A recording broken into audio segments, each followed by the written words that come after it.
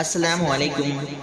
जिला परिषद Urdu primary school चाठाना आज़ादी का अमृत महोत्सव के मौके पर ये गीत पेश किया जा रहा है। हिंदुस्तानी हम, हिंदुस्तानी हम, हिंदुस्तानी हम, हिंदुस्तानी हम, हिंदुस्तानी हम।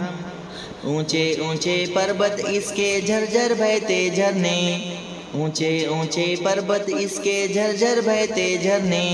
गांव गांव से बहती नदियां, मीठे मीठे चश्मे।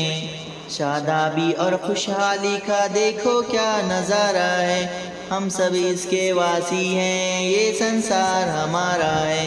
हिंदुस्तानी हम, हिंदुस्तानी हम, हिंदुस्तानी हम, हिंदुस्तानी हम।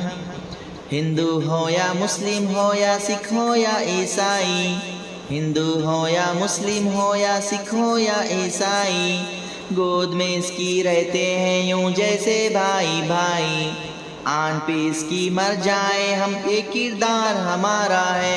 हम सब इसके वासी हैं, ये संसार हमारा है। हिंदुस्तानी हम, हिंदुस्तानी हम, हिंदुस्तानी हम, हिंदुस्तानी हम।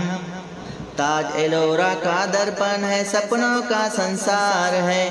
ताज एलोरा का दर्पण है, सपनों का संसार है। कोई हिमालय देखो अपना अपना पहरेदार है।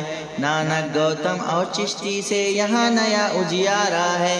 हम सब इसके वासी हैं, ये संसार हमारा है।